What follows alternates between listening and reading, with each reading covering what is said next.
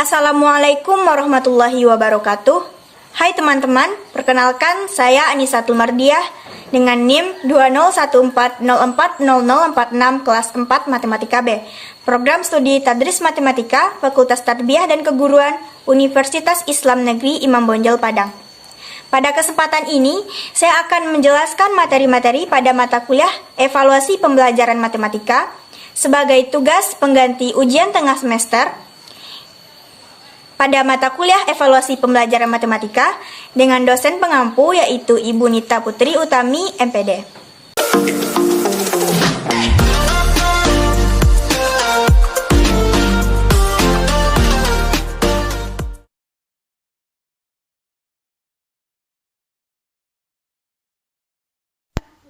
Baiklah teman-teman, saatnya kita masuk pada pokok-pokok pembahasan yang akan kita bahas pada mata kuliah Evaluasi Pembelajaran Matematika kali ini.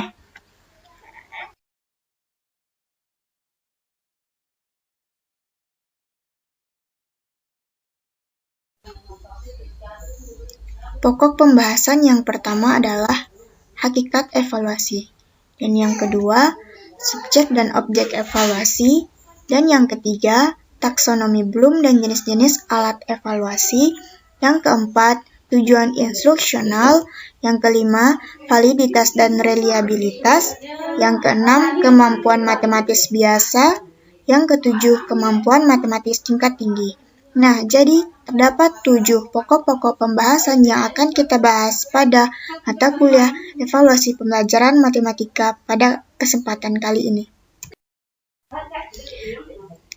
Pertama kali kita akan membahas hakikat evaluasi. Pembahasan yang akan disampaikan pada hakikat evaluasi ini adalah yang pertama adalah pengukuran, yang kedua penilaian, yang ketiga evaluasi. Nah, teman-teman, sebelum mengetahui apa itu pengukuran, mari kita lihat pengertian pengukuran menurut para ahli. Yang pertama adalah menurut Gangellosi. Menurut Gangellosi, pengukuran adalah proses pengumpulan data melalui pengamatan empiri. Yang kedua adalah menurut Lord and Novick.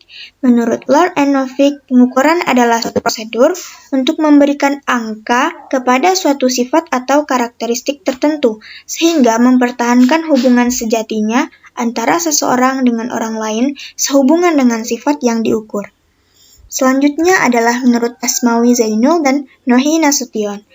Menurut Asmawi Zainul dan Nohi Nasution, pengukuran adalah pemberian angka kepada suatu atribut atau karakteristik tertentu menurut aturan atau formulasi yang jelas. Jadi, apa itu pengukuran? Pengukuran adalah pemberian angka terhadap suatu atribut atau karakteristik tertentu yang dimiliki oleh seseorang, hal atau objek tertentu menurut aturan atau formulasi yang jelas dan disepakati. Adapun contoh pengukuran adalah dalam bidang pendidikan, yaitu mengukur prestasi belajar siswa dengan cara memberikan soal-soal berbentuk tes atau kuesioner dengan pengolahan hasil jawaban mereka dalam bentuk angka. Itulah prestasi yang dicapai oleh siswa. Nah, sekarang masuk pada penilaian. Sebelum mengetahui pengertian penilaian, alangkah lebih baik kita tahu pengertian penilaian menurut para ahli. Yang pertama, menurut Permendiknas nomor 20 tahun 2007. Penilaian adalah proses pengumpulan dan pengolahan informasi untuk menentukan pencapaian hasil belajar siswa. Penilaian hasil belajar yang dilakukan oleh pendidik menggunakan berbagai teknik penilaian berupa tes, observasi, penugasan baik secara perseorangan ataupun secara kelompok, dan dalam bentuk lain yang sesuai dengan karakteristik kompetensi dan tingkat perkembangan siswa. Lalu, menurut Depak yang dikutip oleh Sri Dadi pada tahun 2007, penilaian adalah suatu usaha untuk mengumpulkan berbagai informasi secara berkesinambungan dan menyeluruh tentang proses dan hasil belajar yang telah dicapai oleh siswa melalui kegiatan belajar mengajar yang ditetapkan sehingga dapat dijadikan dasar untuk menentukan langkah selanjutnya. Lalu menurut Wan dan Brown, penilaian adalah tindakan atau proses untuk menentukan nilai dari sesuatu. Jadi, apa itu penilaian? Penilaian adalah sebuah proses pengumpulan data untuk menentukan sejauh mana dan dalam hal apa bagaimana ketercapaian tujuan pendidikan, apa dan bagaimana yang belum tercapai, dan apa yang menjadi penyebab serta apa tindak lanjutnya. Nah, lalu kita masuk pada tujuan penilaian. Tujuan penilaian yang pertama adalah mengetahui tingkat penguasaan kompetensi dalam sikap, pengetahuan, dan keterampilan peserta didik. Sedangkan tujuan yang kedua adalah menetapkan ketuntasan penguasaan kompetensi belajar peserta didik dalam kurun waktu tertentu. Dan tujuan penilaian yang ketiga adalah menetapkan program perbaikan atau pengayaan berdasarkan tingkat penugasan penguasaan kompetensi. Dan yang terakhir, tujuan penilaian adalah memperbaiki proses pembelajaran pada pertemuan semester berikutnya. Selanjutnya adalah fungsi penilaian. Penilaian juga berfungsi menggambarkan sejauh mana seseorang peserta didik telah menguasai suatu kompetensi. Dan fungsi penilaian juga mengevaluasi hasil belajar peserta didik dalam rangka membantu peserta didik memahami kemampuan dirinya. Lalu, menemukan kesulitan belajar dan kemungkinan prestasi yang bisa dikembangkan oleh peserta didik. Dan yang terakhir, fungsi penilaian adalah sebagai kontrol bagi pendidik dan satuan pendidikan tentang kemajuan perkembangan peserta didik. Yang selanjutnya adalah ciri-ciri penilaian. Ciri-ciri penilaian ada 4. Yang pertama adalah secara tidak langsung. Secara tidak langsung artinya bahwa penilaian dilakukan secara tidak langsung. Dalam hal ini, guru mengukur kepandaian melalui kemampuan siswa dalam menyelesaikan soal. Lalu yang kedua adalah secara kuantitatif. Penilaian pendidikan yang digunakan adalah ukuran kuantitatif penilaian. Ukuran kuantitatif ini bersifat kuantitatif yang artinya menggunakan simbol bilangan sebagai hasil pertama pengukuran. Dan yang ketiga adalah unit-unit dan satuannya tetap. Bahwa penilaian pendidikan menggunakan unit-unit atau satuan-satuan yang tetap. Karena IQ 105 termasuk anak normal.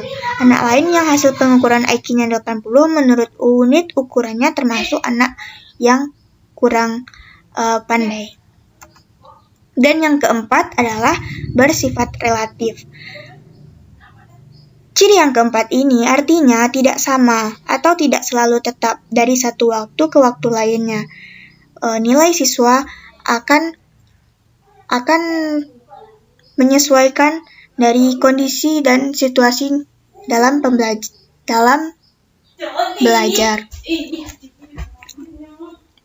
Lalu ada teknik penilaian. Teknik penilaian di sini ada 7. Yang pertama, teknik penilaian untuk kerja. Teknik penilaian ini adalah penilaian yang dilakukan dengan mengamati peserta didik dalam melakukan sesuatu. Lalu teknik penilaian produk. Teknik penilaian produk adalah penilaian terhadap proses pembuatan dan kualitas terhadap suatu produk yang meliputi penilaian kemampuan peserta didik membuat produk teknologi dan seni, seperti membuat VCD program dan VCD interaktif bidang studi matematika atau pembuatan media lainnya. Lalu ada teknik penilaian untuk sikap. Teknik penilaian sikap ini memiliki objek yang harus dinilai, khususnya dalam matematika, di mana sikap terhadap materi, ada sikap terhadap pengajar, ada sikap terhadap proses pembelajaran, dan juga ada sikap yang berkaitan dengan nilai atau norma yang berhubungan dengan mata pelajaran.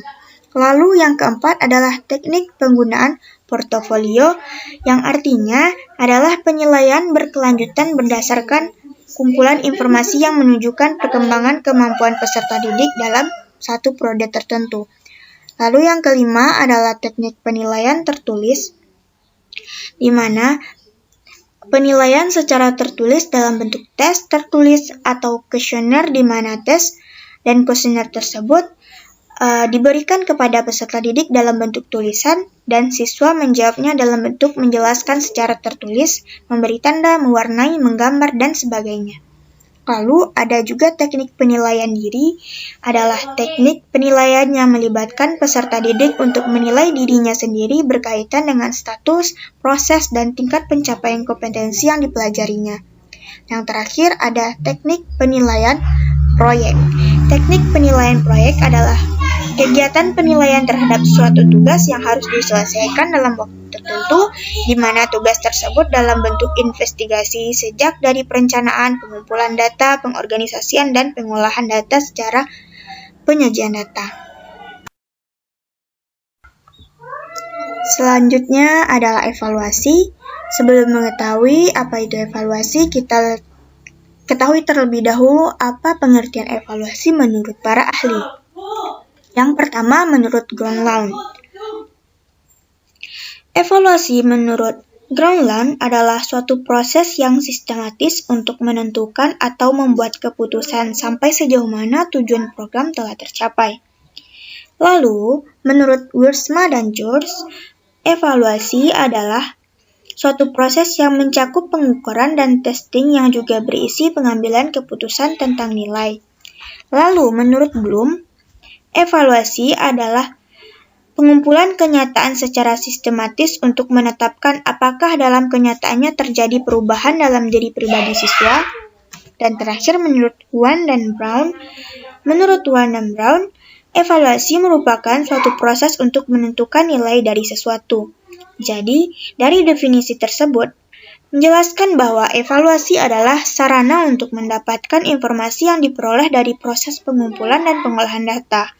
Nah, proses itu dilakukan melalui pengukuran, setelah itu dilakukan penilaian dalam rangka mengkategorikan baik, sedang, atau kurang. Nah, dengan demikian, di dalam evaluasi ada pengukuran dan penilaian. Evaluasi berjalan baik dengan berlandaskan pada prinsip-prinsip evaluasi. Adapun prinsip-prinsip evaluasi ada 5. Yang pertama adalah keterpaduan, yang kedua adalah keterlibatan siswa, yang ketiga koherensi, dan yang keempat pedagogis, dan yang kelima akuntabilitas.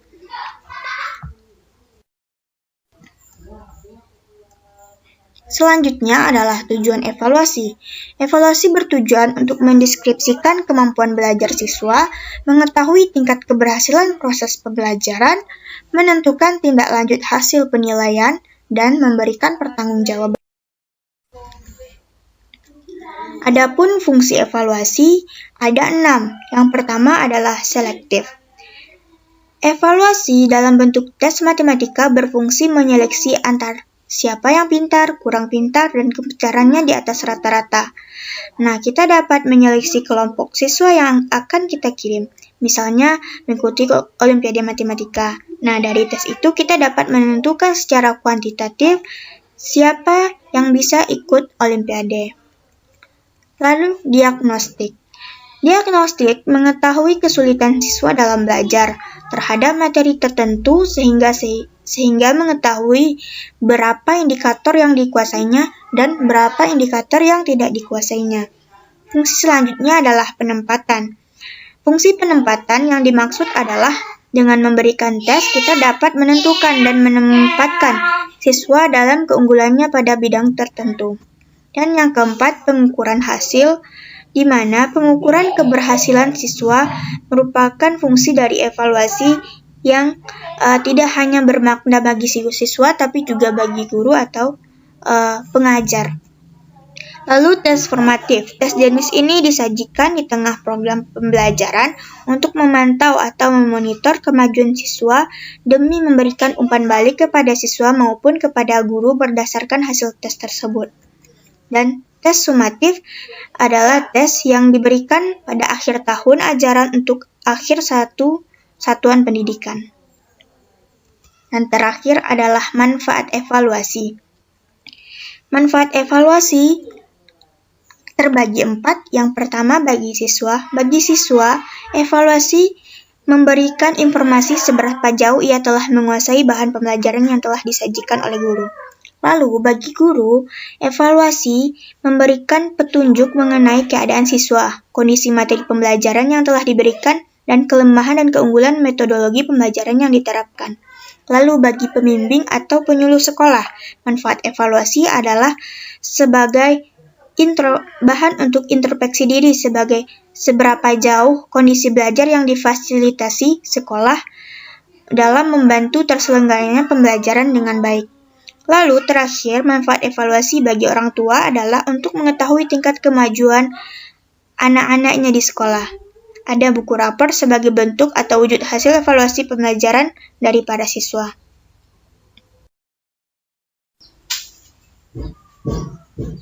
Selanjutnya adalah subjek dan objek evaluasi.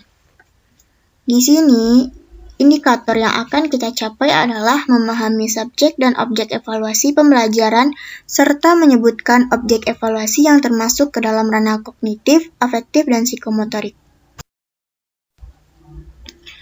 Adapun pembahasan yang akan kita bahas adalah yang pertama, subjek evaluasi, yang kedua, objek evaluasi, yang ketiga, teknik evaluasi, dan yang keempat, rubrik penskoran. Nah, ini adalah subjek evaluasi. Subjek evaluasi adalah orang yang melakukan penilaian. Subjek evaluasi pendidikan ialah orang yang melakukan pekerjaan evaluasi dalam bidang pendidikan. Siapa yang dapat disebut sebagai subjek evaluasi? Nah, ditentukan oleh suatu aturan pembagian tugas atau ketentuan yang berlaku. Contohnya, untuk melaksanakan evaluasi tentang prestasi belajar atau pencapaian, maka subjek evaluasinya adalah guru. Sedangkan untuk melaksanakan evaluasi sikap yang menggunakan sebuah skala, maka sebagai subjeknya dapat meminta petugas yang ditunjuk dengan didahului oleh suatu latihan melaksanakan evaluasi tersebut.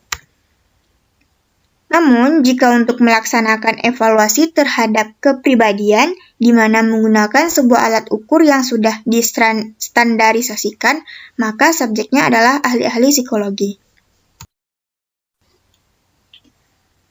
Syarat menjadi subjek evaluasi. Yang pertama, mereka harus memiliki kemampuan untuk melaksanakan evaluasi yang didukung oleh teori dan keterampilan. Yang kedua, cermat, dapat melihat celah-celah dan detail dari program serta bagian program yang akan dievaluasi. Yang ketiga, objektif, tidak mudah dipengaruhi oleh keinginan pribadi agar dapat mengumpulkan data sesuai keadaannya. Lalu sabar dan tekun, agar di dalam melaksanakan tugas dimulai dari membuat rancangan kegiatan dalam bentuk menyusun proposal, menyusun instrumen, mengumpulkan data, dan menyusun laporan tidak gegabah dan tidak tergesa-gesa. Lalu, hati-hati dan bertanggung jawab, yaitu melakukan pekerjaan evaluasi dengan penuh pertimbangan, namun apabila masih ada kekeliruan yang diperbuat, berani menanggung risiko atas segala kesalahan. Selanjutnya adalah objek evaluasi. Objek atau sasaran evaluasi pembelajaran adalah segala sesuatu yang menjadi titik pusat pengamatan karena evaluator menginginkan informasi tentang sesuatu tersebut. Jika dikaitkan dengan pembelajaran, maka objek evaluasi adalah anak didik, dan jika dikaitkan dengan pengajaran, maka objek evaluasi adalah para pendidik. Objek penilaian tersebut atau objek evaluasi tersebut dibagi menjadi 3 ranah, yaitu kognitif, afektif, dan psikomotor. Ranah kognitif adalah ranah yang mencakup kegiatan mental atau otak, sedangkan ranah afektif ranah yang berkenaan dengan sikap dan nilai, dan ranah psikomotorik adalah ranah yang berkaitan dengan keterampilan. Kita bahas satu persatu yaitu ranah kognitif. Dalam ranah kognitif terdapat 6 jenjang proses berpikir. Yang pertama pengetahuan atau hafalan, yang kedua pemahaman atau comprehension, yang ketiga adalah penyerapan atau application, yang keempat analisis atau analysis, yang kelima adalah sintesis, yang keenam penilaian, penghargaan atau evaluasi atau evaluation.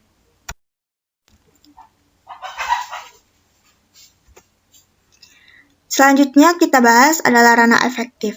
Ranah afektif adalah tipe hasil belajar siswa, tampak pada tingkah lakunya seperti perhatiannya terhadap pelajaran, disiplin, motivasi belajarnya, menghargai guru dan teman, kebiasaan belajar, dan hubungan sosialnya. Kondisi afektif dapat diperoleh dengan melalui angket, inventarisir, atau pengamatan yang sistematik dan berkelanjutan. Sistematik adalah pengamatan mengikuti suatu prosedur tertentu, dan berkelanjutan adalah pengukuran dan penilaian yang dilakukan secara terus-menerus. Pembagian ranah afektif menurut Caldwell, pertama adalah penerimaan atau menaruh perhatian, yang kedua menanggapi atau responding, yang ketiga menilai atau menghargai, yang keempat mengorganisasikan atau mengatur organizing, dan yang kelima karakterisasi atau characterization. Selanjutnya adalah keterampilan psikomotorik. Di keterampilan psikomotorik terdapat 6 tingkatan, di antaranya adalah gerakan refleks,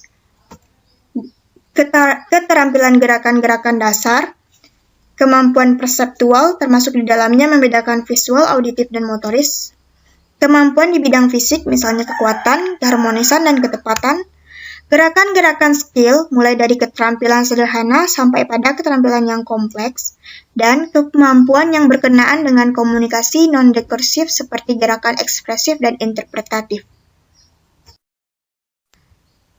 Selanjutnya adalah teknik evaluasi. Teknik evaluasi hasil belajar terkandung arti alat-alat evaluasi hasil belajar.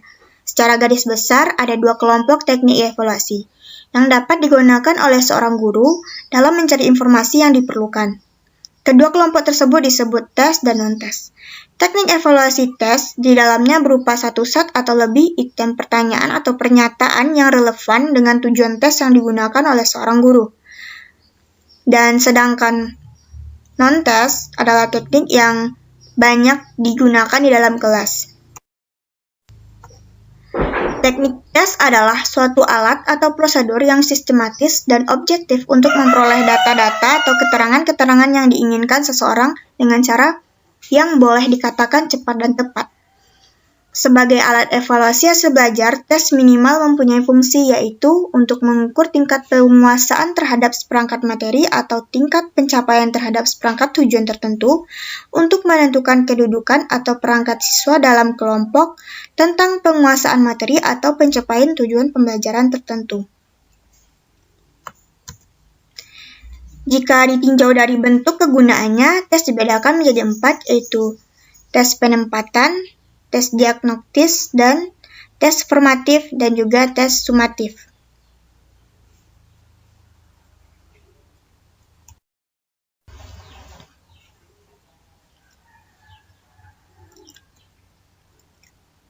Teknik non-tes menurut Ana Sudijono terbagi menjadi 4 macam. Yang pertama pengamatan, wawancara, angket, dan pemeriksaan dokumen. Sedangkan menurut Zainal Arifin, teknik non-tes terbagi 10 macam, yaitu observasi, wawancara, skala sikap, daftar cek, skala penilaian, angket, studi kasus, catatan insidental, sosiometri, dan inventory. Nah, ini adalah teknik evaluasi dalam ranah kognitif. Dalam ranah kognitif, terdapat tes tertulis, tes lisan, dan penugasan dalam menggunakan instrumen penilaian, pilihan ganda, dan uraian. Selanjutnya dalam ranah afektif, yaitu dengan menggunakan teknik observasi. Sedangkan dalam ranah psikomotorik, yaitu menggunakan teknik praktek dan portofolio. Selanjutnya adalah rubrik penskoran. Rubrik merupakan panduan penilaian yang menggambarkan kriteria yang diinginkan guru dalam menilai atau memberi tingkatan dari hasil pekerjaan siswa. Rubrik perlu membuat daftar karakteristik yang diinginkan yang perlu ditunjukkan dalam suatu pekerjaan siswa disertai dengan panduan untuk mengevaluasi masing-masing karakteristik tersebut. Tujuan penilaian rubrik yakni adalah siswa diharapkan secara jelas memahami dasar penilaian yang akan digunakan untuk mengukur suatu kinerja siswa, serta rubrik diharapkan dapat menjadi pendorong atau motivator bagi siswa dalam proses pembelajaran. Selanjutnya adalah jenis-jenis rubrik. Rubrik yang pertama adalah rubrik informasi. Contoh dari rubrik informasi adalah pengumuman pimpinan organisasi, peraturan, surat keputusan, pergantian pemimpin, kepindahan pegawai, pertemuan yaitu dalam rapat kerja, penataran, konferensi, dan lain sebagainya. Yang kedua adalah rubrik edukasi. Contoh dari rubrik edukasi diantaranya adalah tajuk rencana, artikel, baik artikel pengetahuan, keterampilan, keagamaan, dan lain-lain. Selanjutnya adalah kutipan pendapat tokoh, keahlian, kemasyarakatan, dan keagamaan. Dan jenis-jenis rubrik yang terakhir adalah rubrik rekreasi. Contohnya adalah cerita pendek, anekdot, pojok atau sentilan, dan terakhir kisah minat insani atau human interest. Pembahasan selanjutnya adalah taksonomi Bloom.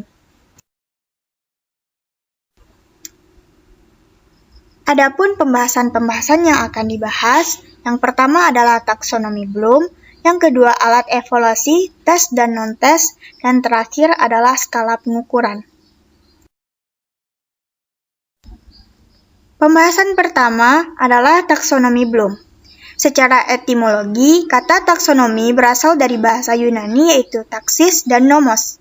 Taksis berarti pengaturan atau divisi, dan nomos berarti hukum. Secara etimologi, taksonomi dapat diartikan sebagai hukum yang mengatur sesuatu. Taksonomi dapat diartikan sebagai pengelompokan suatu hal berdasarkan hierarki tingkatan tertentu.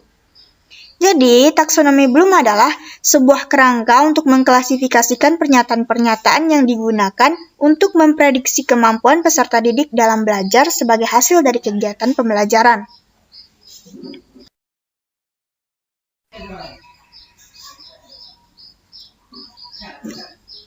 Taksonomi Bloom terbagi menjadi 3 ranah.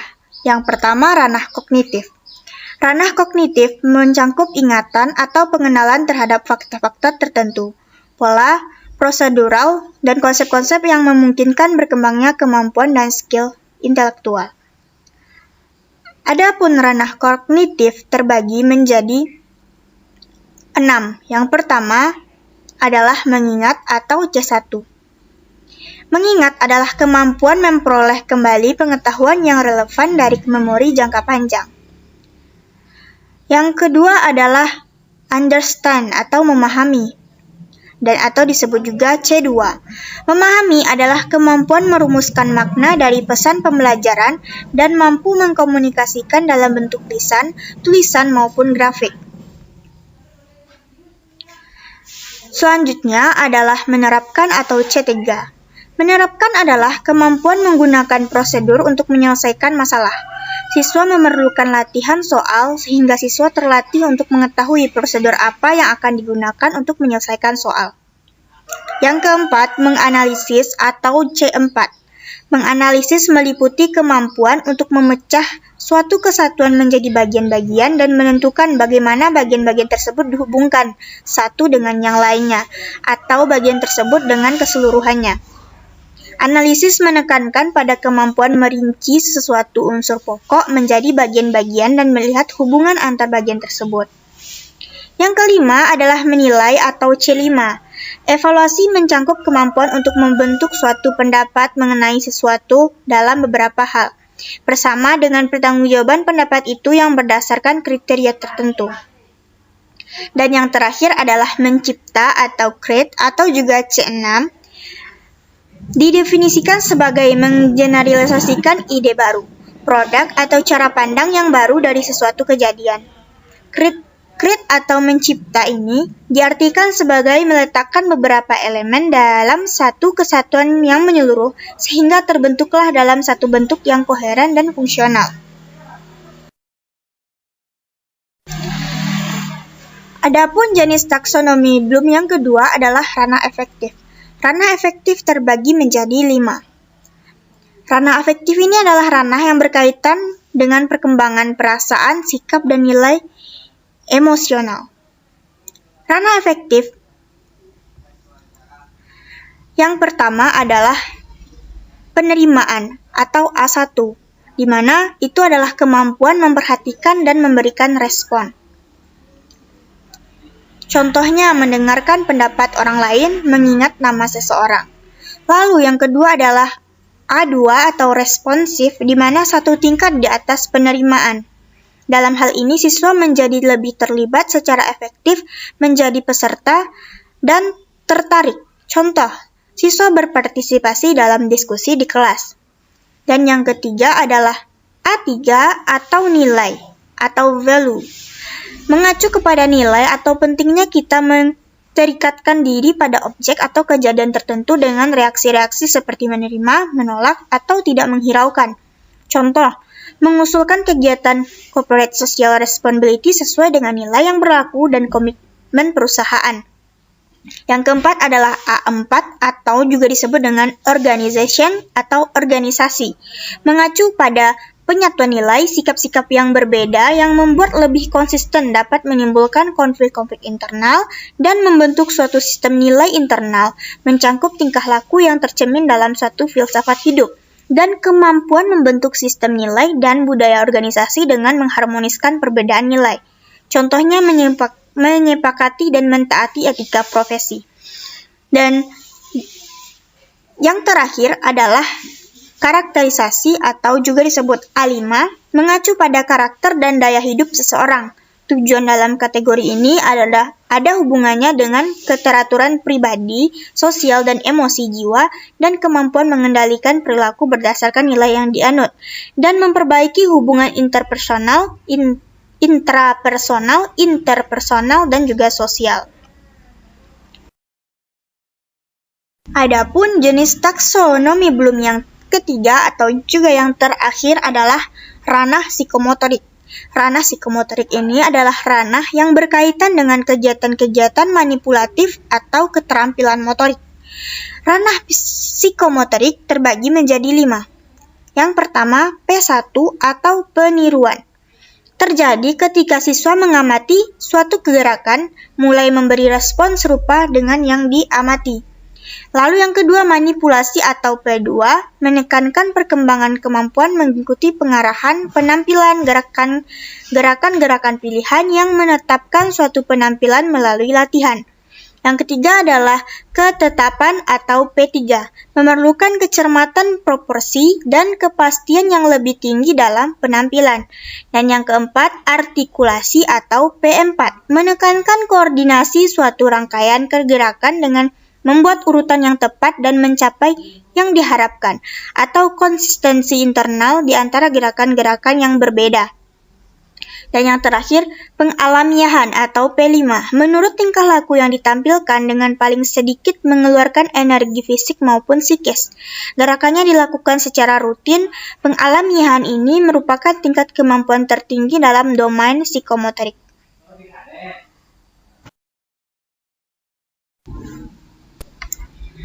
Bahasan selanjutnya adalah alat evaluasi. Instrumen penilaian hasil belajar dapat diartikan sebagai alat yang digunakan dalam kegiatan penilaian hasil belajar. Instrumen penilaian hasil belajar adalah alat ukur yang digunakan dalam rangka kegiatan mengumpulkan dan mengolah informasi untuk menentukan pencapaian hasil belajar peserta didik.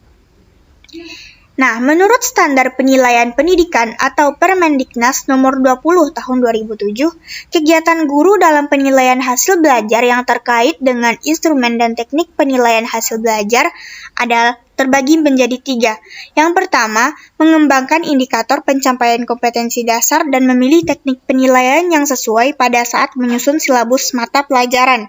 Yang kedua, mengembangkan instrumen dan pedoman penilaian sesuai dengan bentuk dan teknik penilaian yang dipilih.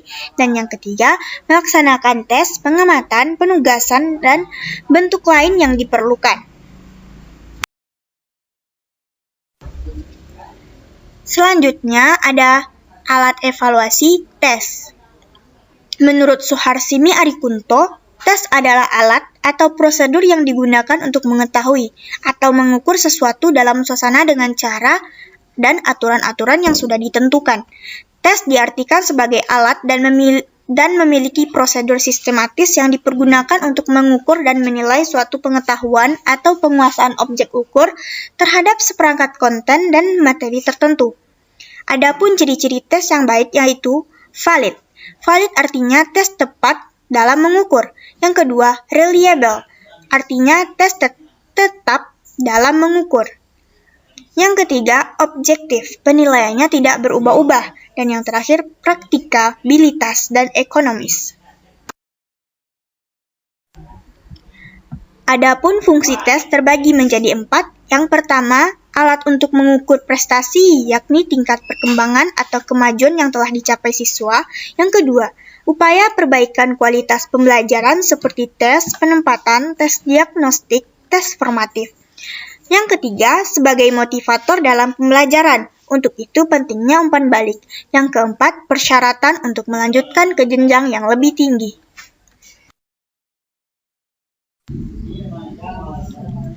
Tes digolongkan menjadi 6 macam. Yang pertama, menurut sifatnya. Tes dapat dikelompokkan menjadi tes verbal dan tes nonverbal. Tes verbal yaitu tes yang menggunakan bahasa sebagai alat untuk melakukan tes. Tes verbal terdiri dari tes lisan dan tes tulis. Sedangkan tes nonverbal adalah tes yang tidak menggunakan bahasa sebagai alat untuk melaksanakan tes, tetapi menggunakan gambar, memberikan tugas, dan sebagainya. Yang kedua, penggolongan tes atas dasar efek atau pengaruh kegiatan pembelajaran, yaitu tes awal pretest dan tes akhir post-test. Pretest dilaksanakan dengan tujuan untuk mengetahui sejauh mana materi pelajaran yang akan diajarkan telah diketahui oleh siswa atau peserta didik. Tes awal dilaksanakan sebelum bahan pelajaran diajarkan. Tes akhir atau post-test dilaksanakan dengan tujuan untuk mengetahui apakah semua materi pelajaran yang penting telah dikuasai dengan baik oleh siswa atau peserta didik. Yang ketiga, berdasarkan aspek psikis, tes terbagi atas 5 golongan, yaitu tes intelijensi untuk mengungkap atau memprediksi tingkat kecerdasan seseorang. Yang kedua, tes kemampuan dengan tujuan untuk mengungkap kemampuan dasar atau bakat khusus yang dimiliki oleh peserta tes. Yang ketiga, tes sikap adalah tes yang dilaksanakan dengan tujuan untuk mengungkap predisposisi atau kecenderungan seseorang untuk melaksanakan sesuai respon terhadap objek yang disikapi.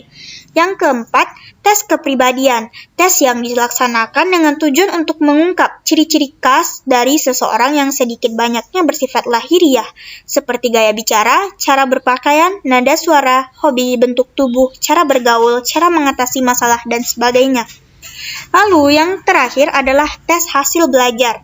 Tes hasil belajar atau achievement test yaitu tes yang bertujuan untuk mengungkap tingkat pencapaian terhadap tujuan pembelajaran atau hasil belajar. Penggolongan tes yang keempat adalah berdasarkan jumlah peserta yang mengikuti tes, yaitu tes individu dan tes kelompok. Tes individu di mana pelaksana tes berhadap dengan satu orang peserta tes. Tes kelompok atau grup adalah pelaksanaan tes berhadapan dengan lebih dari satu orang peserta. Yang kelima, tes menurut pembuatannya dikelompokkan menjadi tes standar, tes buatan guru. Tes standar dan tes buatan guru. Tes standar dibakukan mengandung prosedur yang seragam untuk menentukan nilai dan administrasinya, sedangkan tes buatan guru yaitu tes yang cenderung difokuskan pada tujuan instruksional untuk kelas tertentu. Tes buatan guru adalah tes yang dibuat oleh guru untuk kepentingan prestasi belajar. Yang terakhir, penggolongan tes menurut bentuk soalnya dikelompokkan menjadi tes uraian dan tes objektif. Tes uraian atau essay test adalah tes yang bentuk soalnya sedemikian rupa sehingga memberi kesempatan kepada murid untuk menjawab secara bebas dengan uraian. Bentuk tes ini terdiri dari uraian bebas atau free essay test dan uraian terbatas atau limited essay test. Sedangkan tes objektif yaitu tes yang berbentuk soalnya sedemikian rupa sehingga memberi kesempatan kepada murid untuk menjawab secara bebas dan uraian. Berdasarkan cara mengerjakan tes objektif dikelompokkan menjadi 2. Yang pertama, variasi yang mana tes harus mempunyai jawaban hampir tidak berbeda dengan essay test. Yang kedua, variasi yang mana tes hanya memilih di antara jawaban yang telah disediakan bersama soalnya.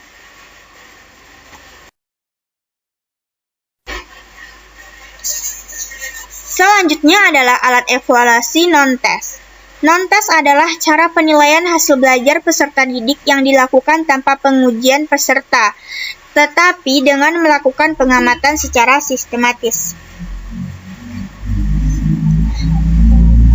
Teknik penilaian ini umumnya untuk menilai kepribadian anak secara menyeluruh, meliputi sikap, tingkah laku, sifat, sikap sosial, dan lain sebagainya. Ada 4 macam evaluasi non-tes. Yang pertama, angket. Angket adalah alat untuk mengumpulkan data yang berupa pernyataan yang disampaikan kepada responden yang dijawab secara tertulis. Angket merupakan instrumen evaluasi non-tes yang berupa mengukur di ranah efektif di dalam kelas ataupun di luar kelas. Yang kedua, pengamatan dan observasi.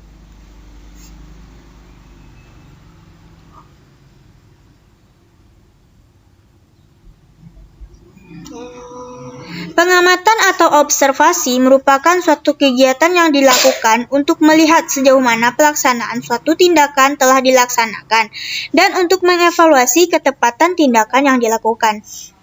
Ada 9 jenis pengamatan: pengamatan proses, pengamatan tingkah laku, pengamatan langsung, pengamatan tidak langsung, observasi sistematik, observasi non-sistematik, observasi partisipan, observasi kuasi-partisipan, dan observasi non-partisipan. Selanjutnya, wawancara. Wawancara adalah suatu cara mendapatkan data dan suatu masalah dengan jalan menanyakan jawaban masalah, menanyakan pendapat terhadap suatu persoalan kepada seseorang atau lembaga tentang pendapatnya terhadap solusi dari masalah itu. Seorang guru menanyakan kepada siswa tentang bagaimana pendapat siswa atas penyajian guru tersebut. Apakah ada kesulitan dalam memahami materi pembelajaran? Contohnya, bila di kelas ada kelompok siswa yang pandai dan kurang pandai, maka wawancara dilakukan kepada siswa yang mewakili kelompok siswa yang pandai dan kelompok siswa yang kurang pandai. Dan terakhir adalah portofolio. Portofolio adalah kumpulan pekerjaan seseorang dalam bidang pendidikan. Portofolio berarti kumpulan dari tugas-tugas siswa. Penilaian portofolio pada dasarnya adalah menilai karya-karya individu untuk suatu mata pelajaran tertentu. Jadi, portofolio adalah suatu metode pengukuran dengan melibatkan siswa untuk menilai kemajuannya dalam studi tertentu.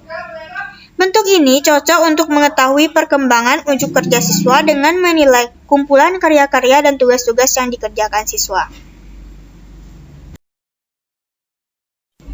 Pembahasan selanjutnya adalah skala pengukuran. Skala merupakan perbandingan antar kategori di mana masing-masing kategori diberi bobot nilai yang berbeda. Pengukuran merupakan cabang ilmu statistika terapan yang bertujuan untuk membangun dasar-dasar pengembangan tes secara optimal. Jadi, skala pengukuran merupakan kesepakatan yang digunakan sebagai acuan untuk menentukan panjang pendeknya interval yang ada dalam alat ukur, sehingga alat ukur tersebut bila digunakan dalam penilaian akan menghasilkan data kuantitatif. Macam-macam skala pengukuran. Yang pertama adalah skala nominal, yaitu menurut jenis atau kategorinya. Skala yang paling sederhana disusun menurut jenis dan kategorinya ini hanya sebagai simbol untuk membedakan sebuah karakteristik dengan karakteristik lainnya. Yang kedua adalah skala ordinal, adalah angka yang diberikan di mana angka-angka tersebut mengandung pengertian tingkatan. Skala nominal digunakan untuk mengurutkan objek dari yang terendah ke tertinggi, ataupun sebaliknya. Yang ketiga, skala interval. Skala interval dapat memberikan informasi yang lebih dibandingkan dengan skala nominal dan skala ordinal. Skala pengukuran interval benar-benar merupakan angka.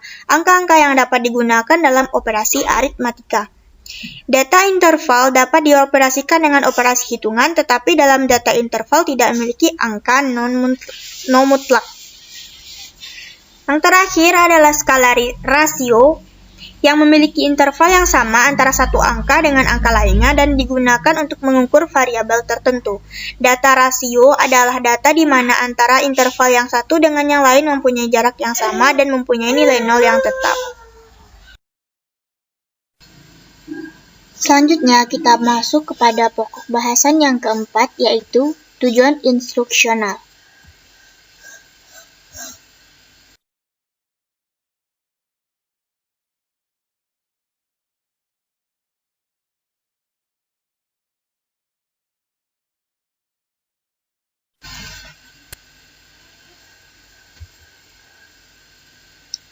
Tujuan instruksional merupakan penjabaran dari tujuan pendidikan dalam sistem pendidikan. Secara nasional, tujuan pendidikan tercantum dalam pembukaan Undang-Undang Dasar 1945, yakni mencerdaskan kehidupan bangsa. Adanya tujuan tertentu memberikan arah pada usaha para pengelola pendidikan dalam berbagai taraf pelaksanaan. Berkaitan dengan penentuan tujuan pendidikan, perlu dibedakan antara pengelolaan pendidikan pada taraf organisasi makro, organisasi meso, dan organisasi mikro. Organisasi makro adalah sistem pendidikan sekolah pada taraf nasional dengan penjabarannya dalam jenjang-jenjang dan jenis-jenis pendidikan sekolah yang semuanya harus menuju ke pencapaian tujuan pendidikan nasional sesuai dengan program pendidikan masing-masing. Sedangkan organisasi meso adalah pengaturan program pendidikan di sekolah tertentu sesuai dengan ciri khas, jenjang tertentu, dan jenis pendidikan yang dikelola sekolah tersebut. Lalu, organisasi mikro adalah perencanaan dan pelaksanaan suatu proses belajar mengajar di dalam kelas yang diperuntukkan kepada kelompok siswa tertentu. Jadi, tujuan instruksional termasuk ke dalam organisasi mikro, karena mencangkup kesatuan bidang studi tertentu yang menjadi pokok bahasan. Seperti tercantum pada bagan hubungan hierarkis antara berbagai tujuan pendidikan sekolah, taraf organisasi pendidikan sekolah, dan taraf pengelolaan pendidikan sekolah.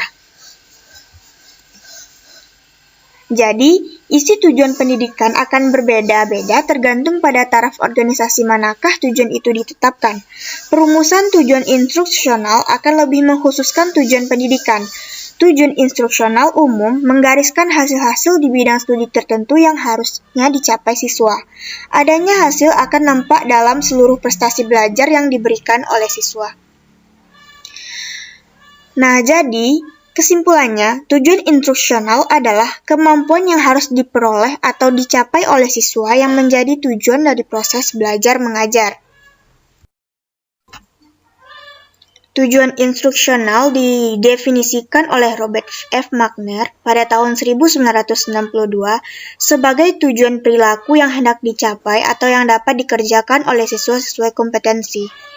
Lalu Edward L. Jonoska dan David E. Caffell pada tahun 1981 mendefinisikan tujuan instruksional adalah suatu pernyataan spesifik yang dinyatakan dalam bentuk perilaku yang diwujudkan dalam bentuk tulisan yang menggambarkan hasil belajar yang diharapkan, serta Fred Percival dan Harry Ellington mendefinisikan tujuan instruksional sebagai suatu pernyataan yang jelas menunjukkan penampilan atau keterampilan yang diharapkan sebagai hasil dari proses belajar. Jadi, dari beberapa definisi tersebut, dapat disimpulkan beberapa manfaat dari tujuan instruksional. Yang pertama adalah kita dapat menentukan tujuan proses belajar mengajar.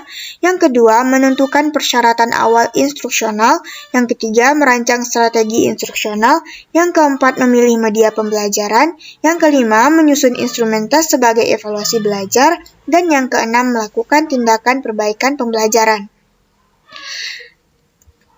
Dalam proses belajar mengajar, tujuan instruksional dapat dibagi menjadi dua, yaitu tujuan instruksional umum atau TIU dan tujuan instruksional khusus atau TIK. Tujuan instruksional umum adalah tujuan pembelajaran yang sifatnya masih umum dan belum dapat menggambarkan tingkah laku yang lebih spesifik. Kegunaan tujuan instruksional umum dalam proses belajar mengajar adalah memberikan kriteria yang pasti untuk mengukur kemajuan belajar peserta didik dan memberikan kepastian mengenai kemampuan yang diharapkan dari peserta didik, lalu memberikan dasar untuk mengembangkan alat evaluasi untuk mengukur efektivitas pengajaran dan menentukan petunjuk dalam menentukan materi dan strategi instruksional, serta petunjuk bagi peserta didik tentang apa yang dipelajari dan apa yang akan dinilai dalam mengikuti suatu pelajaran. Dan terakhir, peserta didik akan mengorganisasikan usaha dan kegiatannya untuk mencapai tujuan instruksional yang telah ditentukan. Menurut Groenland dalam Herjanto, dalam perumusan tujuan umum instruksional atau TIU terlebih dahulu menyusun jenis hasil belajar yang diharapkan dan jenis-jenis hasil belajar yang dapat digunakan sebagai sumber dalam perumusan tujuan instruksional umum, yaitu harus memperhatikan hal-hal sebagai berikut. Yang pertama, mencakup tujuan yang diharapkan secara umum tentang apa yang dapat dicapai dalam proses pengajaran dalam satu waktu tertentu. Yang kedua, tidak terlepas dari konteks tujuan-tujuan kurikuler maupun tujuan yang di atasnya. Yang ketiga, selaras dengan mempertimbangkan prinsip-prinsip belajar. Yang keempat, cukup realistis dengan keadaan kemampuan peserta didik, waktu yang tersedia, dan fasilitas yang ada. Dan terakhir, mempunyai indikasi yang kuat bahwa hasil belajar adalah perubahan tingkah laku peserta didik. Selanjutnya adalah tujuan instruksional khusus. Tujuan instruksional khusus merupakan penjabaran dari tujuan instruksional umum. Tujuan ini dirumuskan oleh guru dengan maksud agar tujuan instruksional umum dapat lebih dispesifikasikan dan mudah diukur tingkat ketercapaiannya. Ada beberapa langkah yang harus dilalui untuk merumuskan tujuan instruksional khusus. Yang pertama, usahakan menggunakan kata-kata yang menuntut siswa berbuat sesuatu yang menampakkan hasil belajarnya dan sekaligus menunjukkan jenis perilaku. Yang kedua, perlu dijelaskan terhadap hal apa siswa harus melakukan sesuatu. Ini pun perlu dijelaskan supaya sespesifik mungkin. Contohnya, peserta didik mampu membuktikan rumus luas jajar genjang dan mengklasifikasikan ciri-ciri jajar genjang. Yang ketiga, perlu dijelaskan persyaratan yang berlaku bila siswa akan melakukan sesuatu sesuai dengan tujuan instruksional khusus. Persyaratan itu dapat menyangkut bentuk hasil belajar. Yang keempat, perlu ditentukan suatu norma mengenai taraf prestasi minimal yang diberlakukan.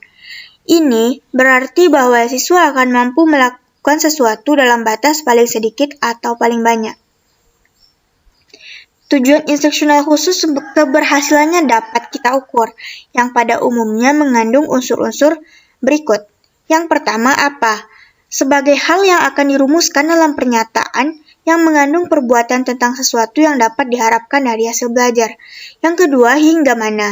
Merupakan pernyataan sampai sejauh mana anak mampu menguasai hal-hal yang diajarkan, baik secara kualitas maupun kuantitas, sehingga dapat dinilai dan diukur. Yang ketiga adalah siapa. Yang dimaksud dari siapa ini adalah semua siswa yang terlibat dalam proses belajar. Namun pada waktu tertentu, misalnya pada pendidikan jasmani, siswa laki-laki akan memiliki tugas yang berbeda dengan siswa perempuan. Dan yang keempat adalah dalam kondisi bagaimana. Maksudnya, dalam hal spesifik dan dapat dinyatakan untuk diberi penilaian. Selanjutnya adalah klasifikasi tujuan instruksional. Menurut jenis perilaku. Klasifikasi tujuan instruksional menurut jenis perilaku terbagi menjadi 3. Yang pertama, kognitif, afektif, dan psikomotorik. Aspek kognitif mencakup pengetahuan secara pemahaman. Aspek afektif mencakup perasaan, minat, motivasi, dan sikap. Sedangkan aspek psikomotorik mencakup pengamatan dan segala gerak motorik. Menurut Bloom dan kawan-kawan, pengklasifikasian jenis perilaku disusun secara hierarkis sehingga menjadi taraf-taraf yang menjadi semakin kompleks. Contoh kognitif mencakup pengetahuan ingatan yang pernah dipelajari dan disimpan dalam ingatan. Sedangkan afektif mencakup kepekaan akan adanya suatu perangsang dan kesediaan untuk memperhatikan. Dan psikomotorik mencakup kemampuan untuk membedakan ciri-ciri fisik. Lalu ada klasifikasi tujuan instruksional menurut isi. Dalam suatu TIK atau tujuan instruksional khusus, dibedakan 2 aspek, yaitu aspek perilaku yang dituntut dari siswa dan aspek terhadap hal apa perilaku itu. Untuk istilah isi, kerap digunakan pula istilah materi dan bahan. Istilah isi menunjukkan pada aspek tertentu dalam tujuan instruksional terhadap hal apa siswa harus melakukan sesuatu sesuai jenis perilaku yang dituntut. Istilah materi atau bahan pelajaran menunjuk pada hal-hal yang dilakukan selama selama pengalaman belajar siswa berlangsung. Klasifikasi tujuan instruksional menurut aspek isi biasanya dikaitkan dengan struktur yang terdapat dalam cabang-cabang ilmu yang mendasari aneka bidang studi. Selanjutnya adalah klasifikasi tujuan instruksional menurut analisis tugas belajar. Dalam menentukan tujuan instruksional, berdasarkan aspek perilaku Gagne menggunakan pengklasifikasian tugas belajar dan dilengkapi analisis tugas belajar dengan menggunakan hierarki dalam belajar yang berupa instructional sequence. Setiap TIK yang hendak dicapai menuntut persyaratan kemampuan internal yang harus dimiliki yang berupa salah satu dari 5 hasil belajar: informasi verbal, kemahiran intelektual, pengaturan kegiatan kognitif, keterampilan sikap, dan motorik. Analisis tugas belajar dikemukakan oleh Gagne karena menyangkut penyelidikan terhadap komponen yang mungkin terdapat dalam tujuan instruksional, dalam aspek jenis perilaku dan dalam aspek isi, terutama tentang pemahaman dan pengetahuan. Pembahasan selanjutnya adalah tes. Yang pertama, pengertian tes. Secara harfiah, kata tes berasal dari bahasa Prancis kuno yaitu testum dengan arti piring untuk menyisihkan logam-logam mulia. Arti dari beberapa istilah yang berhubungan dengan tes, yang pertama tes. Tes sebelum adanya ejaan yang disempurnakan dalam bahasa Indonesia ditulis dengan tes dengan menggunakan T di belakang. Tes merupakan alat atau prosedur yang digunakan untuk mengetahui atau mengukur sesuatu dalam suasana dengan cara dan aturan-aturan yang sudah ditentukan. Untuk mengerjakan tes tergantung dari petunjuk yang diberikan. Yang kedua adalah testing. Testing merupakan pada waktu tes itu dilaksanakan. Dapat juga dikatakan testing adalah saat pengambilan tes. Yang ketiga adalah testi. Dalam istilah Indonesia tercoba, adalah responden yang sedang mengerjakan tes. Orang-orang ini yang akan dinilai atau diukur baik mengenai kemampuan, minat, bakat, dan sebagainya. Lalu terakhir adalah tester. Tester adalah orang yang diserahi untuk pengambilan tes terhadap para responden. Dengan kata lain, tester adalah subjek evaluasi, tetapi ada kalanya hanya orang yang ditunjuk oleh subjek evaluasi untuk melaksanakan tugasnya. Tugas tester adalah mempersiapkan ruangan dan perlengkapan yang diperlukan, membagikan lembaran tes dan alat-alat untuk mengerjakan tes, mengawasi responden mengerjakan tugas, memberi tanda-tanda waktu, mengumpulkan pekerjaan responden, dan mengisi berita acara atau laporan yang diperlukan jika ada. Adapun persyaratan tes terbagi dua. Yang pertama menyangkut tes, yang kedua menyangkut pengadministrasian dalam pelaksanaan. Walaupun dalam melaksanakan tes sudah diusahakan mengikuti aturan tentang suasana, cara, dan prosedur yang telah ditentukan, namun tes sendiri mengandung kelemahan. Yang pertama, ada kalanya tes secara psikologis terpaksa menyinggung pribadi seseorang walaupun tidak disengaja. Misalnya dalam rumusan soal, pelaksanaan, maupun pengumuman hasil. Yang kedua, tes menimbulkan kecemasan, sehingga mempengaruhi hasil belajar yang murni. Tidak dapat dipungkiri bahwa tes akan menimbulkan suasana khusus yang mengakibatkan hal-hal yang tidak sama sekali diinginkan oleh orang-orang. Yang ketiga, tes mengkategorisasikan siswa secara tetap dengan mengikuti hasil tes pertama. Lalu tes tidak mendukung kecemerlangan dan daya kreasi siswa. Dan yang kelima, tes hanya mengukur aspek tingkah laku yang sangat terbatas. Selanjutnya adalah fungsi tes. Secara umum, menurut Sugiono, ada dua macam fungsi tes, yaitu sebagai alat pengukuran terhadap peserta didik, yang kedua sebagai alat pengukuran keberhasilan program pengajaran. Sedangkan menurut Suharsimi Arikunto dalam bukunya Dasar-Dasar Evaluasi Pendidikan, fungsi tes dapat ditinjau dari 3 hal. Yang pertama fungsi untuk kelas, yang kedua fungsi untuk bimbingan, dan yang ketiga fungsi untuk administrasi. Selanjutnya adalah ciri-ciri tes yang baik. Ciri-ciri tes yang baik terdapat 5 macam. Yang pertama, validitas, yang kedua reliabilitas kata, yang ketiga objektivitas, yang keempat praktikabilitas, dan yang kelima ekonomis. Validitas atau valid disebut juga dengan sahih, di mana untuk mengukur panjang meteran, mengukur berat dipakai timbangan. Secara lebih jelas, validitas itu menghasilkan hasil yang valid, bukan sekedar mengukur daya ingat atau kemampuan bahasa saja. Lalu yang kedua adalah reliabilitas kata. Reliabilitas adalah ketetapan atau keajegan alat tersebut dalam mengukur apa yang diukurnya. Artinya, kapanpun alat ukur tersebut digunakan akan memberikan hasil ukur yang sama. Yang ketiga adalah objektivitas. Objektivitas dapat dikatakan memiliki dalam sebuah tes apabila dalam melaksanakan tes itu tidak ada faktor subjektif yang mempengaruhi. Hal ini terutama pada sistem scoringnya. Apabila dikaitkan dengan reliabilitas, maka objektivitas menekankan ketetapan pada sistem scoring, sedangkan reliabilitas menekankan ketetapan dalam hasil tes. Yang keempat adalah praktikabilitas. Sebuah tes dikatakan memiliki praktikabilitas yang tinggi apabila tes tersebut bersifat praktis. Tes praktis adalah tes yang kebebasan kepada siswa untuk mengerjakan terlebih dahulu bagian yang dianggap mudah. Tes yang praktis juga mudah pemeriksaannya, lalu dilengkapi dengan petunjuk-petunjuk yang jelas. Yang kelima adalah ekonomis. Yang dimaksud dengan ekonomis adalah bahwa pelaksanaan tes tersebut tidak membutuhkan ongkos atau biaya yang mahal, tenaga yang banyak, dan waktu yang lama.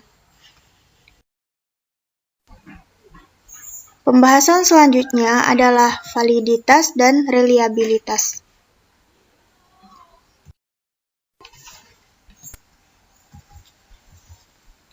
Pertama, pengertian validitas. Suatu alat evaluasi disebut valid atau sahih atau absah apabila alat tersebut mampu mengevaluasi apa yang seharusnya dievaluasi. Validitas merupakan derajat kemampuan suatu tes yang mengukur apa yang hendak diukur. Validitas berkenaan dengan ketetapan alat penilaian terhadap konsep yang dinilai, sehingga betul-betul menilai apa yang seharusnya dinilai. Sebagai contoh, menilai kemampuan siswa dalam matematika. Dalam menggunakan validitas, suatu tes ada beberapa hal yang harus diperhatikan. Yang pertama, mengacu pada materi yang hendak diuji. Yang kedua, mengacu pada hasil dari suatu tes atau instrumen evaluasi yang dikenakan pada kelompok individu. Yang ketiga, berkaitan dengan derajat dan istilah validasi tinggi, sedang, dan rendah. Dan yang keempat, mengacu pada penggunaan hasil evaluasi. Berdasarkan pelaksanaan validitas, dikelompokkan menjadi dua. Yang pertama, validitas logik atau teoritik. Yang kedua, validitas empirik atau kriterium.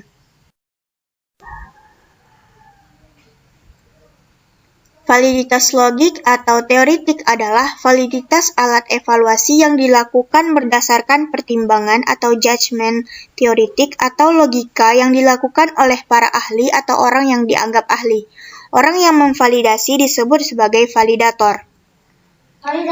Adapun validasi yang dinilai oleh validator, yang pertama, kesesuaian antara indikator dan butir soal. Yang kedua, kejelasan bahasa atau gambar dalam soal. Yang ketiga, kesesuaian soal dengan tingkat kemampuan siswa. Dan yang keempat, kebenaran materi atau konsep. Ada 3 macam yang termasuk validitas logik. Yang pertama, validitas isi.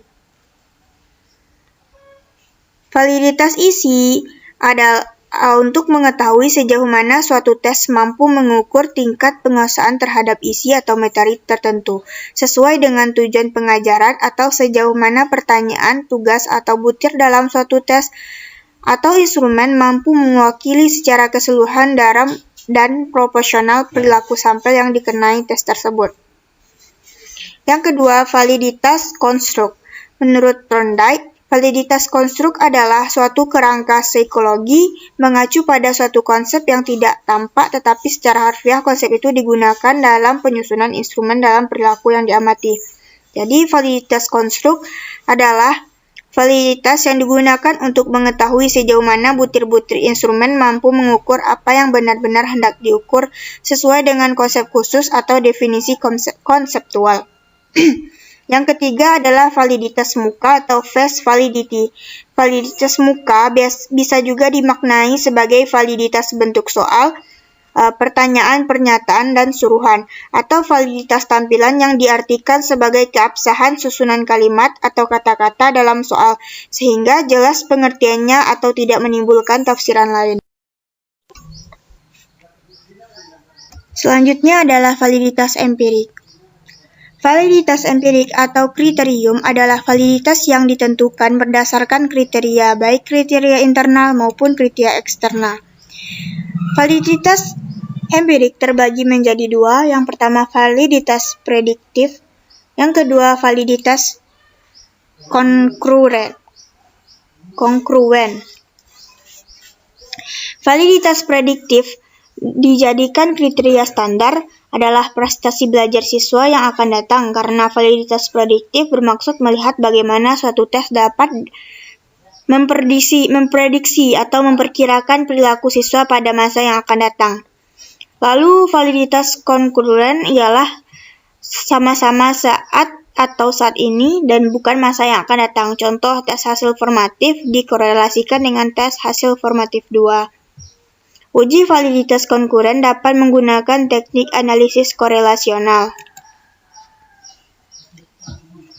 Selanjutnya adalah koefisien validitas. Cara menentukan tingkat validitas kriterium ini adalah dengan menghitung koefisien korelasi antara alat evaluasi yang akan diketahui validitasnya dengan alat ukur yang lain yang telah dilaksanakan dan diasumsikan memiliki validitas yang tinggi, sehingga hasil evaluasi yang digunakan sebagai kriterium telah mencerminkan kemampuan siswa sebenarnya. Menurut Tirmizi, koefisien validitas dapat digunakan menjadi 3 cara. Yang pertama, korelasi produk momen memakai simpangan. Yang kedua, korelasi metode rank atau rank method correlation dari Spearman-Brown. Yang ketiga, korelasi produk momen memakai angka kasar atau raw score.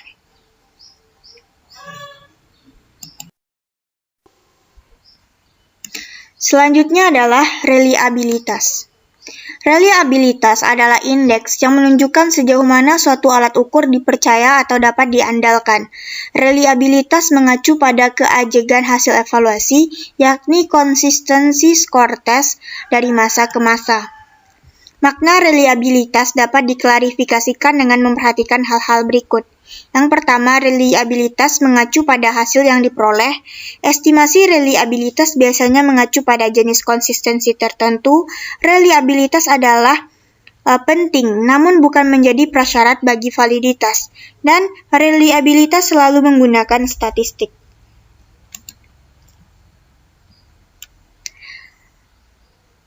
Alat evaluasi tes dan non-tes untuk reliabilitas. Yang pertama adalah tes tunggal. Tes tunggal adalah tes yang terdiri dari suatu perangkat yang dikenakan terhadap sekelompok subjek dan dalam satu kali pelaksanaan. Yang kedua adalah tes ulang. Tes ulang adalah tes yang terdiri dari seperangkat tes yang dikenakan terhadap sekelompok subjek 2 kali. Yang ketiga, tes ekuivalen adalah tes yang terdiri dari 2 perangkat, di mana soal-soal pada perangkat pertama ekuivalen dengan soal-soal pada perangkat kedua.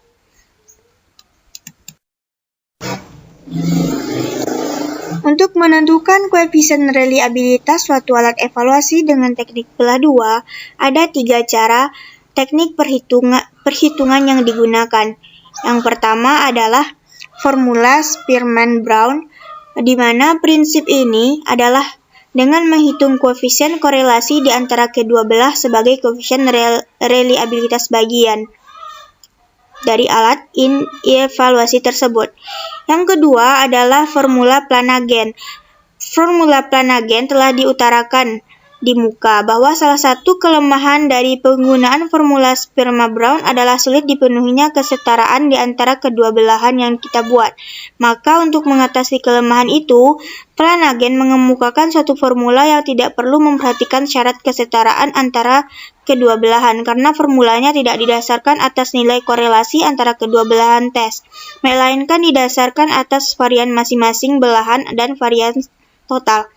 Yang ketiga adalah formula hitung rulon. Cara lain untuk menghitung koefisien reliabilitas dengan menggunakan teknik belah dua adalah dengan cara yang dikemukakan oleh rulon. Formula rulon didasarkan atas konsep perbedaan antar skor subjek pada belahan pertama dan kedua yang dapat dipandang sebagai kekeliruan dari proses evaluasi.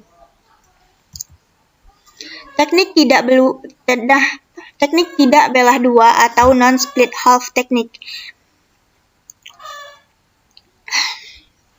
Berbagai percobaan dilakukan oleh Coder dan Richardson dalam menghitung koefisien reliabilitas. Dari rumus-rumus yang telah dicobanya, ada dua rumus yang paling mendekati tingkat kecermatan disingkat yang ideal, yaitu rumus K20 dan rumus K21 yang disingkat dengan rumus KR20 dan KR21.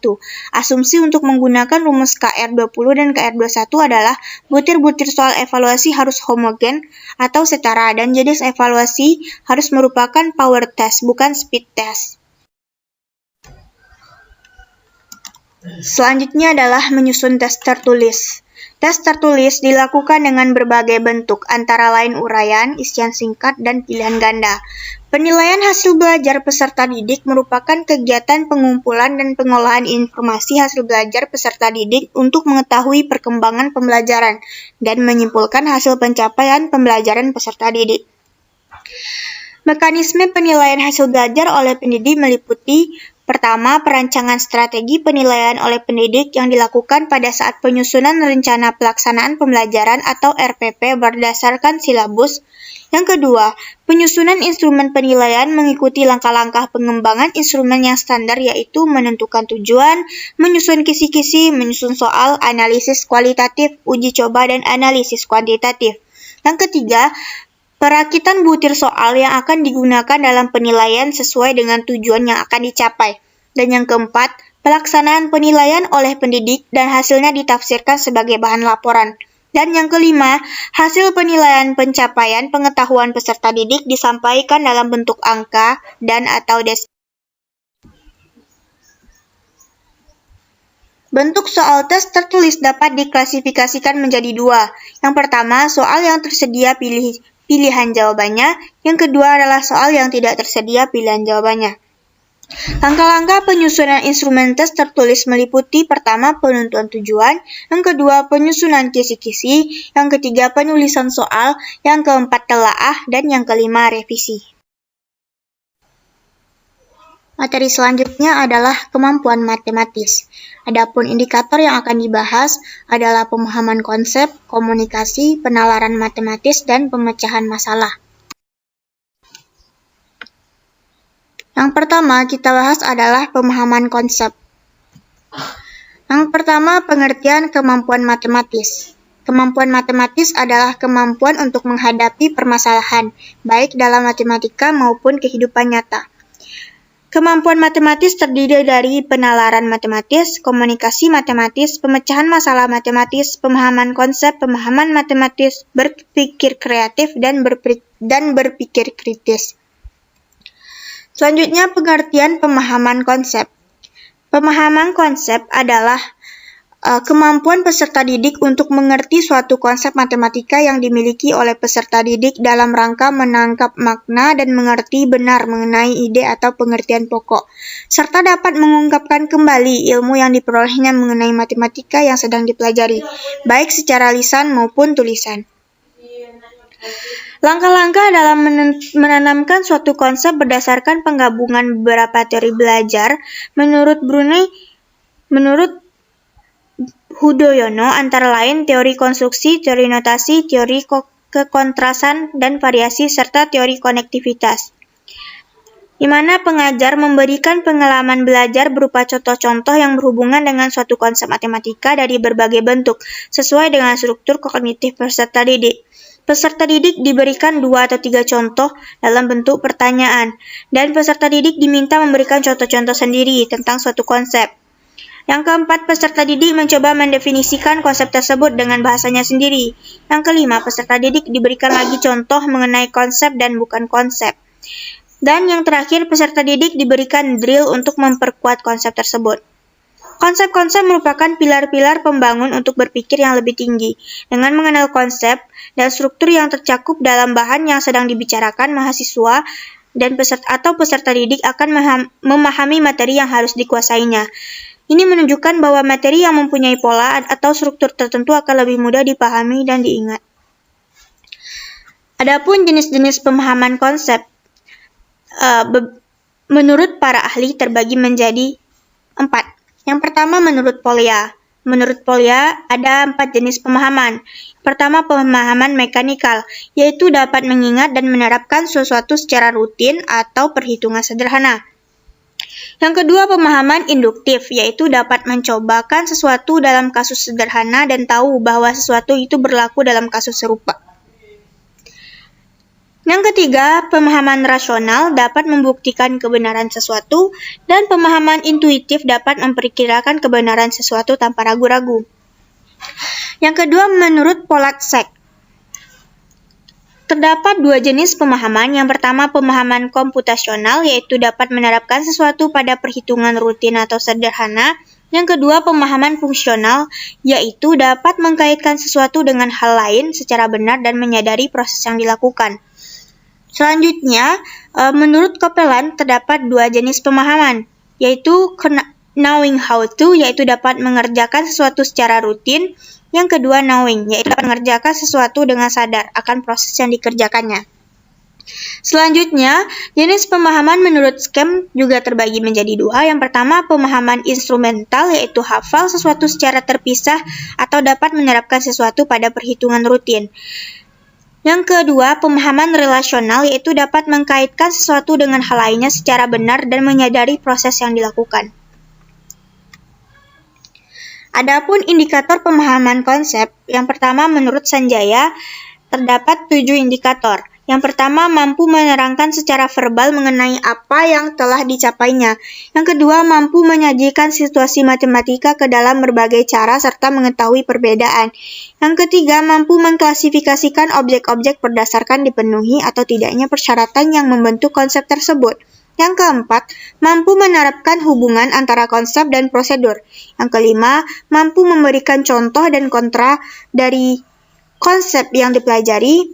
Yang keenam, mampu menerapkan konsep secara algoritma. Yang ketujuh, mampu mengembangkan konsep yang telah dipelajari. Sedangkan menurut Debdiknas, indikator kemampuan pemahaman konsep terbagi menjadi 7. Yang pertama, menyatakan ulang sebuah konsep. Yang kedua, mengklasifikasikan objek-objek menurut sifat tertentu. Yang ketiga, memberikan contoh dan non-contoh dari konsep. Yang keempat, menyajikan konsep dalam berbagai bentuk representasi matematis. Yang kelima, mengembangkan syarat perlu atau syarat cukup dari konsep. Yang keenam, menggunakan prosedur atau operasi tertentu. Dan yang ketujuh, mengaplikasikan konsep atau algoritma pemecahan masalah. Selanjutnya adalah kemampuan komunikasi matematis. Komunikasi secara umum dapat diartikan sebagai suatu cara untuk menyampaikan suatu pesan dari pembawa pesan ke penerima pesan untuk memberitahu pendapat atau perilaku baik secara lisan maupun tak langsung melalui media. Dalam berkomunikasi, harus dipikirkan bagaimana caranya agar pesan yang disampaikan seseorang itu dapat dipahami oleh orang lain. Sedangkan kemampuan komunikasi matematis dapat diartikan sebagai suatu kemampuan siswa dalam menyampaikan sesuatu yang mana sesuatu itu diketahuinya melalui peristiwa dialog yang terjadi di lingkungan kelas, di mana terjadi pengalihan pesan. Pesan yang dialihkan berisi tentang materi matematika yang dipelajari siswa di kelas. Kemampuan matematis yaitu pengetahuan dan keterampilan dasar yang diperlukan untuk dapat melakukan manipulasi matematika meliputi pemahaman konsep dan pengetahuan produkal. Kemampuan komunikasi matematis dapat dilihat dari kemampuan berikut. Yang pertama, menghubungkan benda nyata, gambar, dan diagram ke dalam ide matematika. Yang kedua, menjelaskan ide, situasi, dan relasi matematis secara lisan dan tulisan dengan benda, gambar, grafik, dan aljabar. Yang ketiga, menyatakan peristiwa sehari-hari dalam bahasa atau simbol matematika. Yang keempat, mendengarkan, berdiskusi, dan menulis tentang matematika. Yang kelima, membaca dan dengan pemahaman suatu presentasi matematika tertulis. Yang keenam, membuat konjektur, menyusun argumen, merumuskan definisi, dan generalisasi. Yang ketujuh, menjelaskan dan membuat pertanyaan matematika yang telah dipelajari. Adapun indikator kemampuan komunikasi matematis dikemukakan oleh beberapa ahli. Yang pertama, menurut Sullivan dan Moseley, kemampuan komunikasi matematik tidak hanya menyatakan ide tertulis, tetapi lebih luas, yaitu bagian kemampuan siswa dalam menyatakan, menjelaskan, menggambarkan, mendengar, menanyakan, dan bekerja sama. Menurut Sumarno, kemampuan yang tergolong pada komunikasi matematik adalah menyatakan suatu situasi gambar, diagram, atau benda nyata dalam bahasa, seperti yang sudah disampaikan sebelumnya. Yang ketiga, menurut NCTM, menyatakan bahwa standar komunikasi untuk tingkat 1-7 adalah penekanan pengajaran matematika pada kemampuan siswa dalam hal mengkomunikasikan mathematical thinking secara koheran, menggunakan bahasa matematika untuk mengekspresikan ide-ide matematika, mengorganisasikan mathematical thinking mereka melalui komunikasi, dan menganalisis dan mengevaluasi mathematical thinking dan strategi yang dipakai orang lain. Menurut Susbin dan Zibert, komunikasi matematik adalah kemampuan siswa dalam hal menjelaskan suatu algoritma dengan cara unik untuk pemecahan masalah. Dan menurut Fitri, komunikasi dapat meningkatkan pemahaman konsep-konsep abstrak matematika. Kesalahan dalam memahami konsep-konsep abstrak dapat diidentifikasi dan diklarifikasi oleh komunikasi matematis. Selanjutnya adalah kemampuan penalaran matematis. Yang pertama, pengertian kemampuan penalaran matematis. Istilah penalaran dijelaskan oleh Kraft sebagai proses berpikir yang berusaha menghubungkan fakta-fakta atau evidensi-evidensi yang diketahui menuju suatu kesimpulan. Pada intinya, penalaran merupakan suatu kegiatan, suatu proses, atau suatu aktivitas untuk menarik kesimpulan atau membuat suatu pernyataan baru yang benar berdasarkan pada beberapa pernyataan yang kebenarannya telah dibuktikan atau diasumsikan sebelumnya. Adapun ciri-ciri penalaran matematis adalah yang pertama, proses berpikir logis dan bersifat analitik.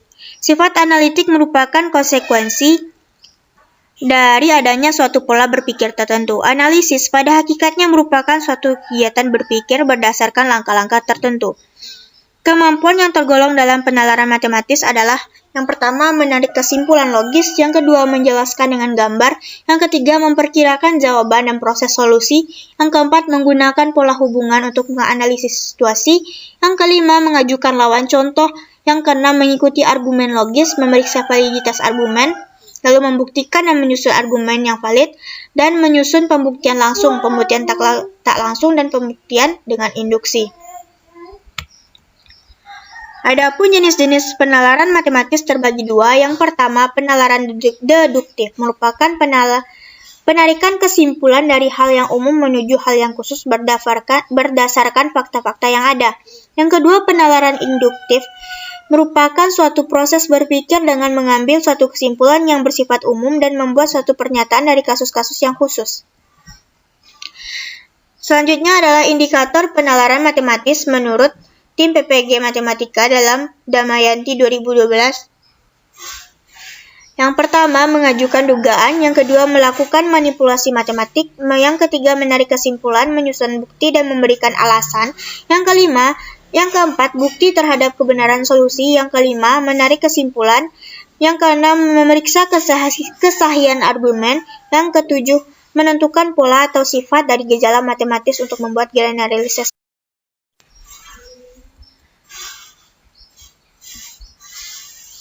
Selanjutnya adalah pemecahan masalah. Yang pertama, pengertian pemecahan masalah. Pemecahan masalah adalah suatu pemikiran yang terarah secara langsung untuk menentukan solusi atau jalan keluar untuk suatu masalah yang spesifik. Menurut Polya, pemecahan masalah merupakan suatu usaha untuk menemukan jalan keluar dari suatu kesulitan dan mencapai tujuan yang tidak dapat dicapai dengan segera. Langkah-langkah dalam pemecahan masalah, menurut Sri Wardani, yang pertama adalah langkah 1 adalah memahami masalah. Yang kedua, membuat rencana pemecahan masalah. Yang ketiga, melaksanakan rencana pemecahan masalah. Dan yang keempat, melihat atau mengecek kembali. Adapun indikator pemecahan masalah menurut NCTM yang pertama, menyelidiki dan mengerti isi matematik, menerapkan penggabungan strategi pemecahan masalah, mengenal dan merumuskan permasalahan dari situasi yang diberikan, dan menerapkan proses dari model matematika di situasi dunia nyata. Sedangkan menurut Sumarno, indikator penyelesaian masalah matematis terbagi menjadi 5. Yang pertama, mengidentifikasi unsur-unsur yang diketahui yang ditanyakan dan kecukupan unsur yang diperlukan, merumuskan masalah matematika atau menyusun model matematika, menerapkan strategi untuk menyelesaikan berbagai masalah, menjelaskan atau menginterpretasikan hasil permasalahan asal, dan menggunakan matematika secara bermakna. Selanjutnya adalah kemampuan matematis, di mana indikator pembelajarannya adalah koneksi, berpikir kritis, berpikir kreatif, literasi, high order thinking.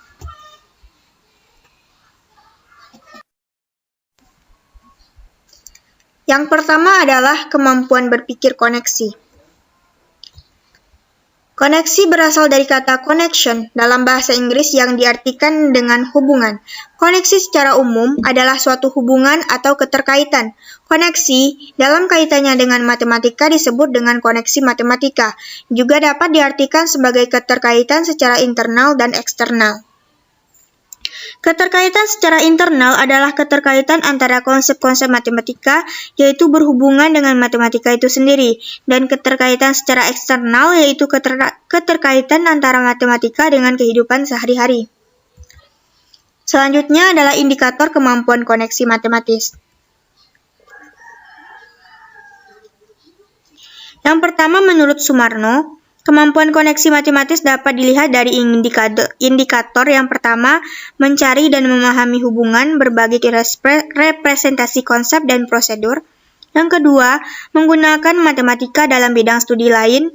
Yang ketiga, memahami representasi ekivalen konsep dan prosedur yang sama. Yang keempat, mencari koneksi satu prosedur ke prosedur yang lain dalam representasi yang ekivalen. Yang kelima, menggunakan koneksi antar topik matematika dan antar topik matematika dengan topik lain. Selain itu, menurut Gordah pada tahun 2012 memaparkan indikator koneksi matematika secara lebih rinci. Yang pertama, mencari hubungan berbagai representasi konsep dan prosedur. Yang kedua, memahami hubungan antar topik matematika.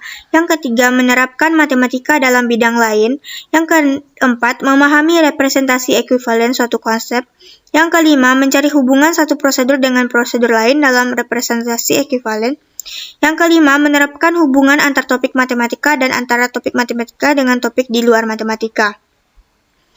Adapun tujuan koneksi matematika menurut NCTM adalah agar siswa dapat mengenali representasi yang ekuivalen dari suatu konsep yang sama. Yang kedua, mengenali hubungan prosedur satu representasi ke prosedur representasi yang ekuivalen. Yang ketiga, menggunakan dan menilai koneksi beberapa topik matematika. Yang keempat, menggunakan dan menilai koneksi antara matematika dan disiplin ilmu lain. Selanjutnya, rubrik penilaian. Menilai proses penyelesaian masalah merupakan suatu yang rumit, karena merupakan kegagalan siswa berkoneksi dengan jelas mengenai apa yang mereka lihat. Di samping itu, siswa sering membuat penyelesaian tanpa penjelasan. Adapun rubrik penskoran kemampuan koneksi matematika terlihat pada tabel yang dipaparkan pada slide. di mana ada indikatornya mengidentifikasi hubungan berbagai representasi konsep dan prosedur matematika. Lalu respon memiliki banyak macam indikator. Yang pertama, tidak ada jawaban, kurang tepat dalam mengidentifikasi, dan lain-lain. Lalu di kanannya ada tabel skor yang dapat dinilai di mana 0, 1, 2, 3, 4 sesuai dengan kemampuannya. Selanjutnya, indikator mengidentifikasi hubungan satu prosedur ke prosedur lain dalam representasi yang ekivalen, di mana terdapat respon seperti berbagai macam respon, seperti tidak ada jawaban, kurang tepat dalam mengidentifikasi, dan yang lainnya. Lalu sebelah kanan juga terdapat tabel skor. Indikator selanjutnya adalah menjelaskan penerapan topik matematika dalam konten bidang studi lain atau masalah kehidupan sehari-hari. Bisa dilihat. Selanjutnya adalah kemampuan berpikir kritis. Ada beberapa definisi berpikir kritis menurut beberapa ahli. Yang pertama, menurut Fisher pada tahun 2011, berpikir kritis sebagai kemampuan untuk menginterpretasikan, menganalisis, dan mengevaluasi ide dan argumen. Kemampuan berpikir kritis saat ini sudah dianggap sebagai kemampuan dasar yang sangat penting untuk dikuasai. Sedangkan menurut Pickett dan Foster, kemampuan berpikir kritis adalah jenis berpikir lebih tinggi yang bukan hanya menghafal materi, tetapi menggunakan dan memanipulasi bahan-bahan yang dipelajari dalam situasi baru.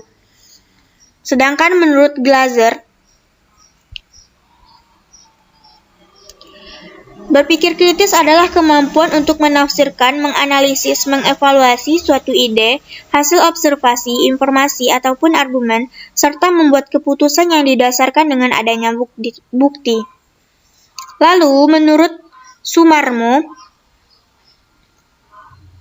berpikir kritis berbeda dengan keterampilan berpikir tingkat tinggi karena berpikir kritis memuat semua komponen berpikir tingkat tinggi, serta memuat disposisi berpikir kritis. Sedangkan di dalam meningkatkan kemampuan berpikir kritis matematis, berpikir tingkat tinggi tidak terdapat disposisi berpikir kritis. Jadi, dalam proses berpikir kritis terjadi keterlibatan antara kemampuan dan juga disposisi. Selanjutnya adalah menurut Ennis dalam Julita 2014,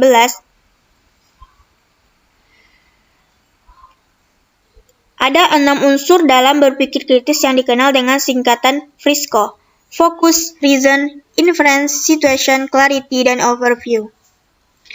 Adapun indikator kemampuan berpikir kritis menurut Ennis adalah: yang pertama, memfokuskan diri pada pertanyaan. Yang kedua, menganalisis dan mengklarifikasi pertanyaan, jawaban, dan argumen. Yang ketiga, mempertimbangkan sumber yang terpercaya.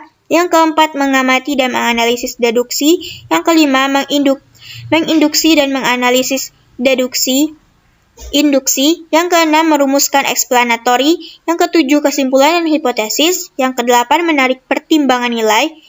Yang ke-9, menetapkan suatu aksi, dan 10, berinteraksi dengan orang lain. Dan ini adalah rubrik penilaian kemampuan berpikir kritis siswa, di mana terdapat indikatornya. Yang pertama, merumuskan masalah.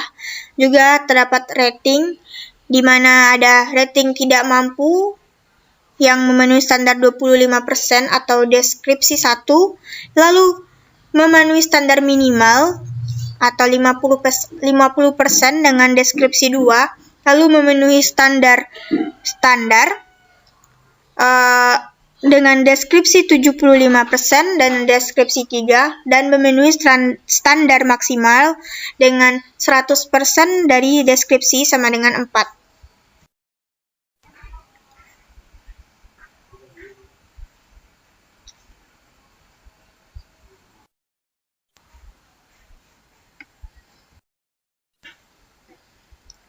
Selanjutnya adalah kemampuan berpikir kreatif.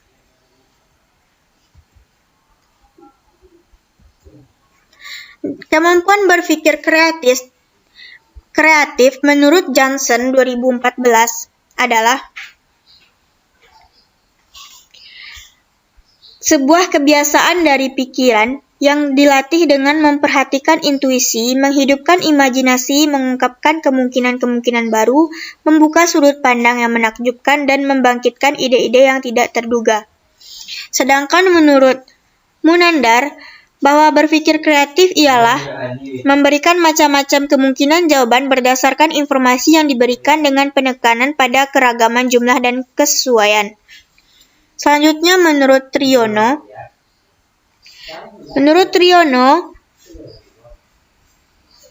berpikir kreatif dalam pelajaran matematika mempunyai 3 komponen, yaitu kefasihan, fleksibilitas, kebaruan, atau novelty. Adapun indikator kemampuan berpikir kreatif menurut Jansen membutuhkan ketekunan, disiplin diri, dan perhatian penuh, mempunyai aktivitas mental seperti mengajukan pertanyaan, mempertimbangkan informasi baru dan ide yang tidak lazim, dengan pikiran terbuka, membangun keterkaitan khususnya di antara hal-hal yang berbeda. Jadi berdasarkan uraian yang telah saya paparkan, indikator berpikir kreatif sering digunakan sebagai berikut. Yang pertama, kelancaran atau fluency. Yang kedua, fleksibilitas atau flexibility. Yang ketiga, elaborasi atau elaboration. Yang keempat, originalitas atau originality. Nah, ini adalah rubrik penilaian kemampuan berpikir kreatif, di mana indikatornya yang sudah dijelaskan sebelumnya.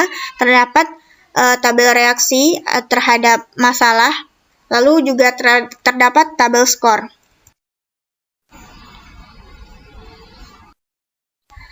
Selanjutnya adalah kemampuan literasi. Kemampuan literasi menurut Maulidi pada tahun 2016 adalah kemampuan seseorang dalam mengolah atau memahami informasi saat melakukan proses membaca dan menulis. Literasi memerlukan serangkaian kemampuan kognitif, pengetahuan bahasa tulis dan lisan, pengetahuan tentang genre dan kultural. Selanjutnya menurut Nugraha pada tahun 2016, literasi berasal dari kata litera yang diartikan sebagai penguasaan sistem-sistem tulisan dan konvensi-konvensi yang menyertainya. Selanjutnya istilah literasi lebih diartikan sebagai kemampuan baca tulis, kemudian berkembang meliputi proses membaca, menulis, berbicara, mendengar, membayangkan, dan melihat. Menurut Ojose, literasi matematika merupakan pengetahuan untuk mengetahui dan menggunakan dasar matematika dalam kehidupan sehari-hari. Menurut OECD, literasi matematika adalah kapasitas siswa untuk merumuskan, menerapkan, dan menafsirkan matematika dalam berbagai konteks. Sedangkan menurut Sari 2015, kemampuan literasi matematika adalah kemampuan siswa untuk merumuskan, menggunakan, dan menginterpretasikan matematika dalam berbagai konteks pemecahan masalah kehidupan sehari-hari secara efektif. Indikator kemampuan literasi menurut Nurjannah pada tahun 2018, yang pertama merumuskan masalah atau memahami konsep, yang kedua menggunakan penalaran dalam memecahkan masalah, yang ketiga menghubungkan kemampuan matematis dengan berbagai konteks, yang keempat memecahkan masalah, yang kelima mengkomunikasikannya ke dalam bahasa matematis, yang keenam menginterpretasikan kemampuan matematis dalam kehidupan sehari-hari dan berbagai konteks. Sedangkan menurut Ojose 2011, indikator kemampuan literasi adalah penalaran dan berpikir matematis, komunikasi matematis, merumuskan dan menyelesaikan masalah, penggunaan simbol, argumentasi matematis, pemodelan, representasi, penggunaan alat dan teknologi. Ini adalah rubrik penilaian kemampuan literasi, di mana aspek yang diukur. Yang pertama, siswa dapat menggunakan pengetahuan untuk menyelesaikan soal konseptual yang konteksnya umum, di mana terdapat tabel skor dan juga keterangan. Aspek yang kedua adalah siswa dapat menginterpretasikan masalah dan menyelesaikannya dengan rumus. Aspek yang ketiga, siswa dapat menggunakan prosedur dengan baik dalam penyelesaian soal dan mampu memilih strategi dalam penyelesaian masalah pada soal. Aspek yang keempat, siswa dapat bekerja secara efektif dengan model dan dapat memilih serta mengintegrasikan representasi yang berbeda, kemudian menghubungkan suatu masalah dengan kehidupan sehari-hari. Aspek yang kelima, siswa dapat bekerja dengan model situasi yang kompleks serta dapat menyelesaikan permasalahan yang rumit. Siswa dapat menggunakan penalaran dalam penyelesaian suatu permasalahan matematis, membuat generalisasi, merumuskan kemudian mengkomunikasikan seluruh hasil temuannya. Pembahasan selanjutnya adalah kemampuan berpikir high order thinking. Kemampuan matematika high order thinking adalah kemampuan merumuskan, menggunakan dan menafsirkan matematika dalam berbagai konteks yang di dalamnya berupa bernalar secara matematis, berpikir tingkat tinggi dan menggunakan konsep, prosedur, fakta, dan alat matematika dalam menjelaskan fenomena. Adapun indikator kemampuan berpikir high order thinking, yang pertama adalah menganalisis, di mana subindikatornya adalah membedakan, mengorganisasikan, dan mengatribusikan. Dan objek pengetahuannya adalah konseptual, prosedural, dan metakognitif. Indikator yang kedua adalah mengevaluasi, di mana subindikatornya memeriksa dan mengkritik, dan objek pengetahuannya konseptual, prosedural, dan metakognitif. Yang ketiga, mencipta. Subindikatornya adalah merumuskan atau membuat hipotesis, merencanakan, dan juga memproduksi. Adapun prinsip umum dalam mengukur HOTS menurut Brockhart pada tahun 2010 terdapat 6 prinsip. Yang pertama, tujuan dari penilaian harus ditentukan dengan jelas dan tepat. Yang kedua, tugas atau item tes yang didesain harus menuntut siswa menggunakan pengetahuan dan keterampilannya. Yang ketiga, menentukan apa yang akan diambil sebagai bukti, sejauh manakah siswa telah menunjukkan pengetahuan dan keterampilannya. Yang keempat, memfasilitasi siswa untuk berpikir, biasanya menggunakan teks pengantar, visual, skenario, atau beberapa macam masalah. Yang kelima, menggunakan bahan-bahan baru bagi siswa. Yang keenam, membedakan tingkat kesulitan, mudah, sedang atau susah, dan tingkatan berpikir LOTS atau HOTS, dan kontrol untuk masing-masing secara terpisah.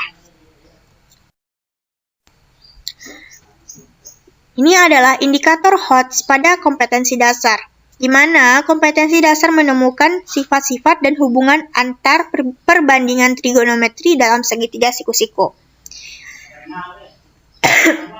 Indikatornya adalah mengorganisasikan perbandingan-perbandingan trigonometri yang dapat dibentuk dari masalah yang berkaitan dengan segitiga siku-siku. Ini tingkatannya adalah C4 atau konseptual. Ini menjadi nomor 1 dan bentuk soalnya adalah pilihan ganda. Indikator yang kedua, memeriksa kebenaran informasi dari masalah yang berhubungan dengan perbandingan trigonometri dalam segitiga siku-siku. Ini indikatornya adalah C5 atau konseptual, dan nomor soal 2 dan bentuk soalnya adalah uraian. Indikator yang ketiga adalah merumuskan solusi dari masalah yang berkaitan dengan perbandingan trigonometri dalam segitiga siku-siku atau C6. Ini adalah soal nomor 3 dan bentuk soalnya adalah pilihan ganda. Baiklah, hanya itu yang dapat saya sampaikan. Terima kasih atas perhatiannya. Mohon maaf atas segala kesalahan. Wassalamualaikum warahmatullahi wabarakatuh.